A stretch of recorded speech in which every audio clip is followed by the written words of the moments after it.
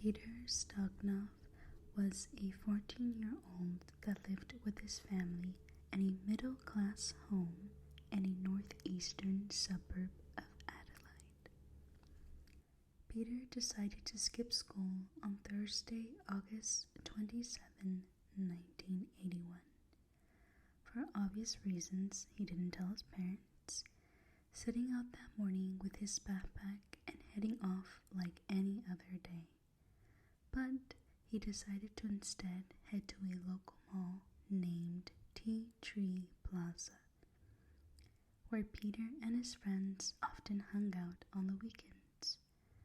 Eventually, Peter returned home with his backpack, stowing it in his family's garage while his parents were at work. He likely did this to hide it from his parents, in case they made it home before he did. But he then set off again, likely headed towards the distant Rundle Mall, where he was due to meet up with his friend Daniel that day. Unfortunately, that Thursday, Peter never arrived at the mall to meet his friend. His friend likely just assumed that Peter had bailed on their plan and likely gone to school that day.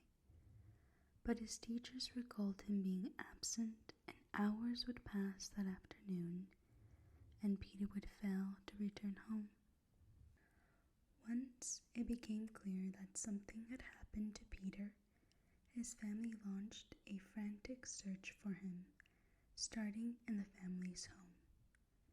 It was there that they found his backpack hidden in the garage, which ultimately led to calls to all of his friends. Eventually, Peter's parents discovered the plot among Peter and his friends to skip school, and conveyed this information to the police, who were just as alarmed as they were. In the days to come, police began asking around the area for any sign of Peter, and discovered that the teen had essentially vanished into thin air.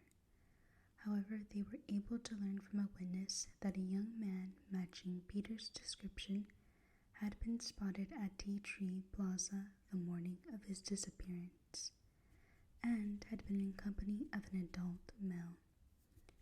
Unfortunately, from there, the trail would go cold for over a year, at which point another victim would already become ensnared into this tragic saga.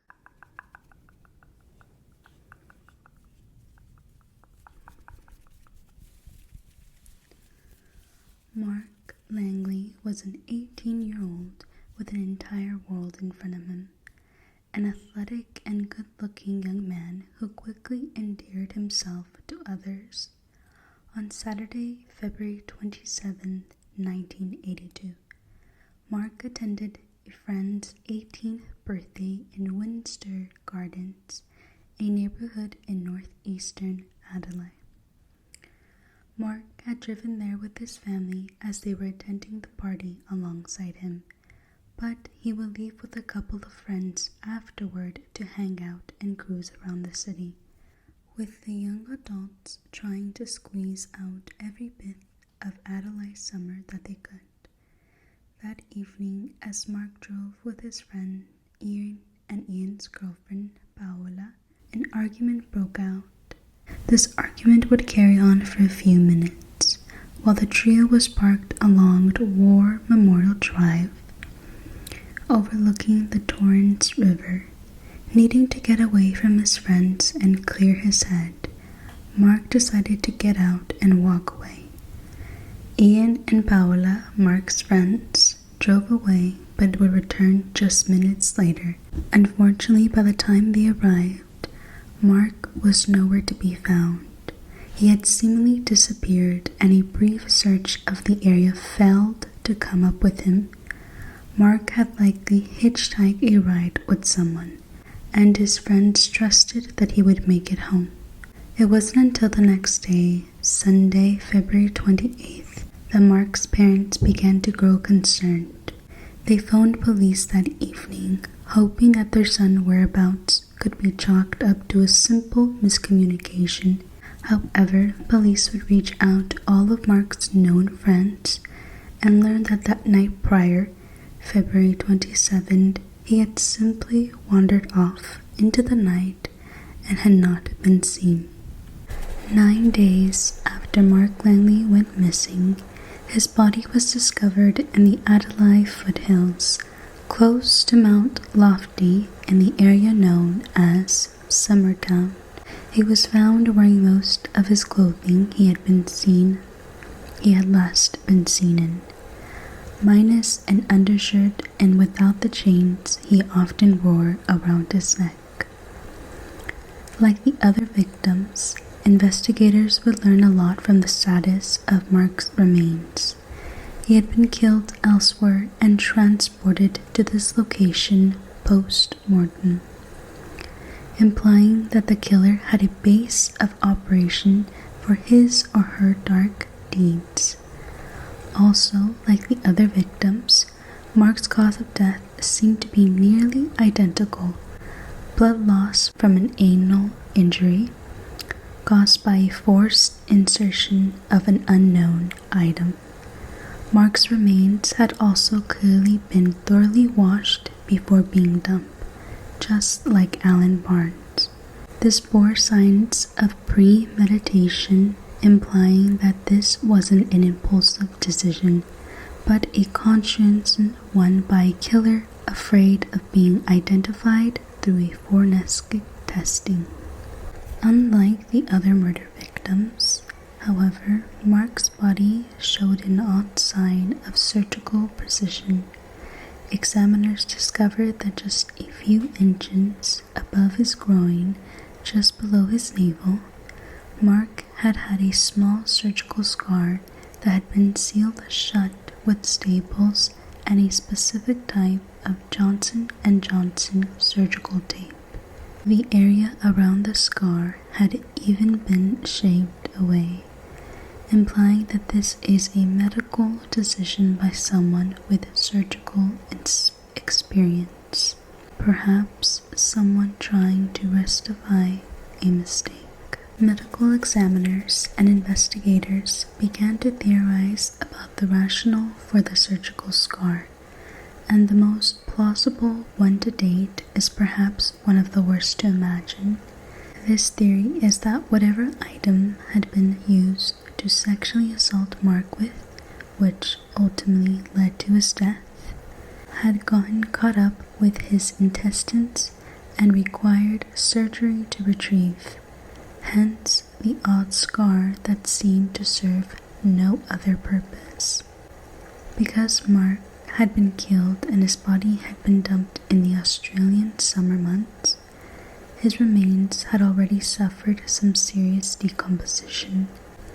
It has been reported that the exposed skin on his face and neck had begun to wither away, leading to the theory that he had been killed shortly after gone missing. This meant that his remains had likely been sitting out in the wilderness for about a week, just like Neil Muir. Whoever had taken him had killed him and dumped his body pretty quickly, within a day or two. While police began to investigate who might be responsible for this heinous crime, medical examiners testing the body made a pretty shocking discovery: the presence of his drug in his blood. Alan Barnes, who had also had an above-average level of alcohol in his system, roughly 4 times the legal limit, which was unusually high for a teenager. However, when Neil Muir's body was discovered, his internal organs had been removed and were gone entirely, leading to police being unable to test his blood levels. Now, with Mark Langley, police were able to confirm the presence of the drug Mandrax in his system, referred to as the Randy Mandy. Among the era's deviants, Mandrax was a sedative that just had become popular worldwide with the branding. Just a few months later, in June of 1982, the family of the missing 14-year-old Peter Stognoff would finally get some resolution. A farmer that lived nearby Middle Beach and Two Wells, roughly an hour north of Adelaide, had been cleansing his farmland during the advised winter months. This meant doing away with large plots of dried out farmland and a prescribed burn to prep for the upcoming spring bloom. Unfortunately, as the farmer's land burned, so did the remains of the missing teenager. After doing away with his old dried up crops, the farmer was looking over his land when he came up upon the now charred remains of young Peter Stocknoff. He immediately contacted the police, and when they arrived at the scene, they were able to quickly identify the remains as Peter. Sadly, almost all of the evidence that may have been left behind was now gone, burned away to ash along with all of Peter's remaining soft tissue. Investigators were unable to pinpoint Peter's exact cause of death or even estimate when he had been killed. However, they were able to learn that before his body was burned in the brush fire, his remains had been cut into small parts with a saw. Needless to say, over the past few months, the investigation had become a new beast entirely. The body count had essentially doubled within a couple of months, and police were still unsure whether or not the cases were related. Because very little physical evidence had been left behind, it was hard to tell whether or not these crimes belonged to the same spree or were simply copycats.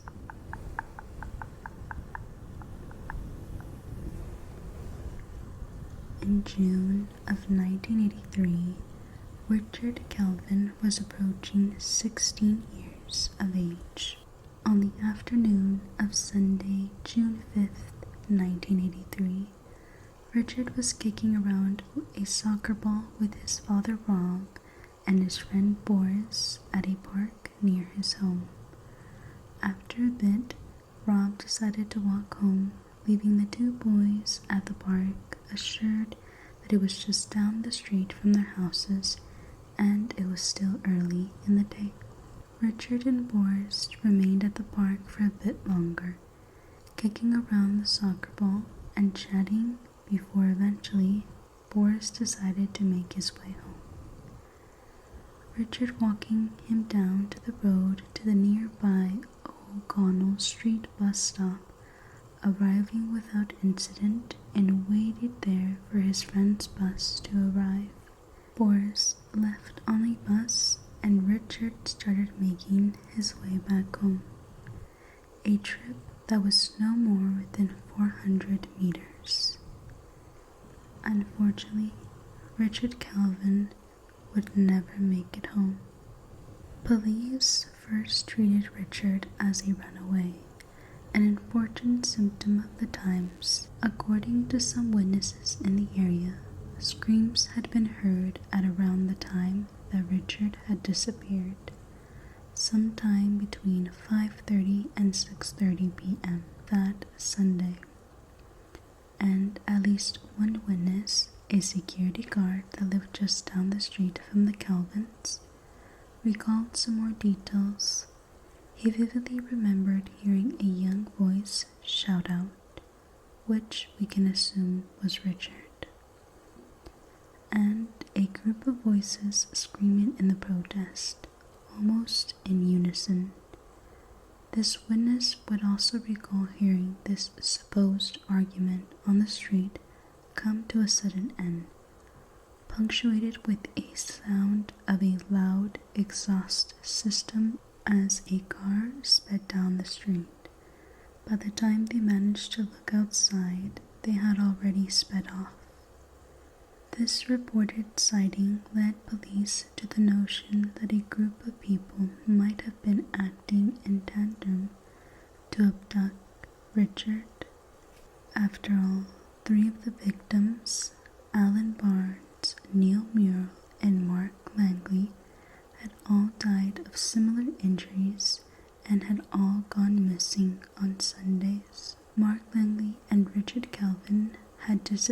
just blocks away from one another. Police began to theorize that a single offender had been behind all of these crimes.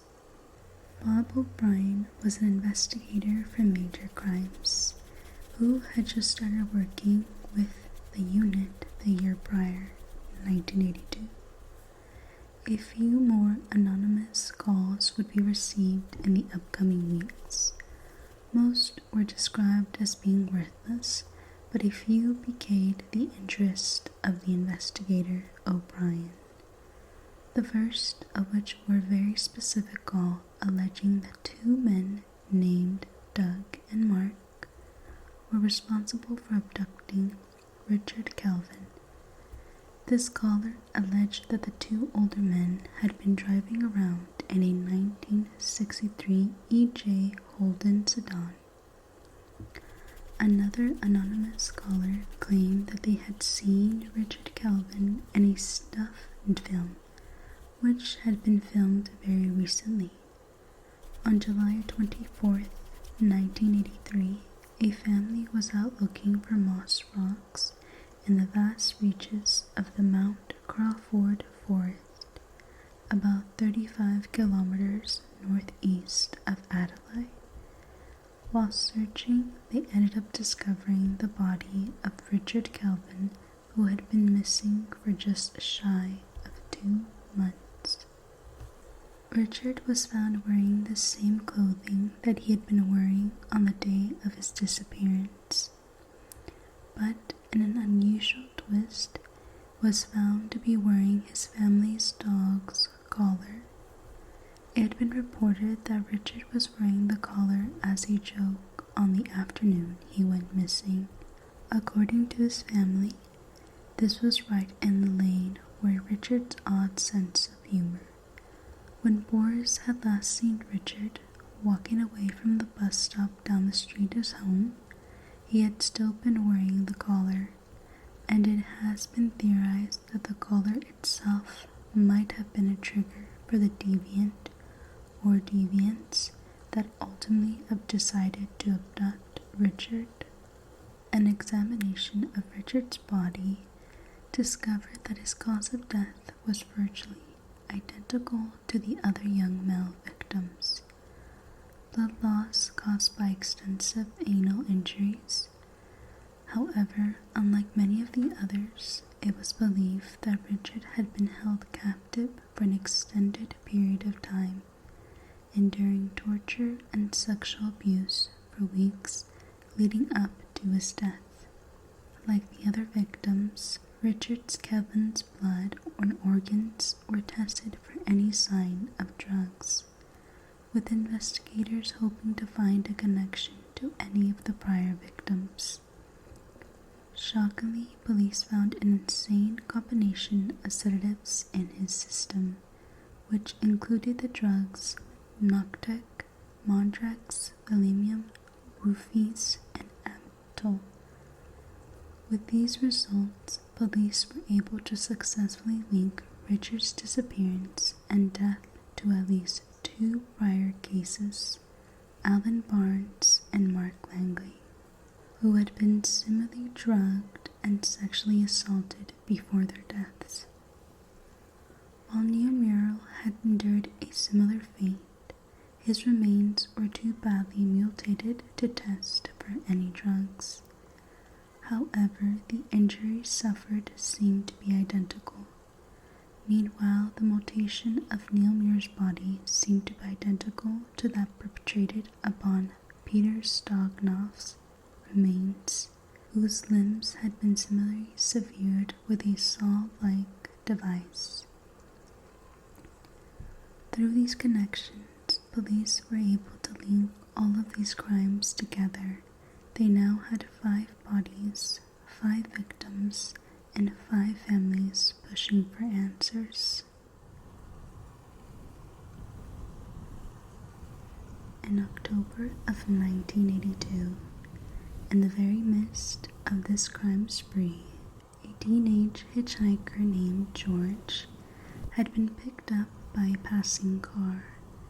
The older driver not only offered to give George a ride, but offered to show him a good time with some ladies he knew. George was enticed by the offer and accepted. The older man in the driver's seat reached into the back seat and pulled out a beer from a cooler, offering it to George. George and the driver, a man roughly twice his age with artificially dyed hair, traveled to a nearby house where a couple of young women welcomed them. There George was piled with beers and other alcohol beverages, while the older woman flirted with him. The man that had driven George there offered him a couple of pills called No Dose, which he promised would help him stay awake to enjoy the party. After taking the pills, George's memory began to blur. He remembered going to the back of the room of the house to have sex with one of the older women, only to discover during the act itself that she was transgender. Moments later, George lost conscience, falling prey to the drugs that he had consumed. When this young man woke up the next day, he was surprised to find himself both at home and in significant pain. He had been sexually assaulted and went to report this bizarre, terrifying incident to the police. He consented to any available test or analysis, and during a medical screening, it was discovered that the young man did have tears in his anus, proving that he had been raped. This screening also revealed that the young man had been drugged with Matrix, Randy Mandy's, which had resulted in him losing his conscience. George gave a description of the older man that had picked him up and driven him to the house in question, but he could not remember his name nor the name of the two women at the house they had traveled to. It wasn't until the following year, 1983, that police finally rediscovered George's story. That was when similar stories of young men being drugged and sexually assaulted began to make waves throughout Australia. Young men that had been drugged with a similar substance. Of the 5 men that fell prey to this violent killer, at least 2 had been drugged with Matrix as had George. Unlike other drugs, Matrix was heavily regulated, meaning that police could search through government records to find who had a prescription and whether or not they appeared on their suspect list. When they finally got around to doing this, after the discovery of Richard Kelvin's body, one name popped out at them: Bivon Spencer Bonim. And that's where we'll leave off of part 2 of this disturbing case. The final part will be uploaded next week, and I will be posting on my Instagram for updates if you guys want to check that out. Thank you for joining me, and I will see you guys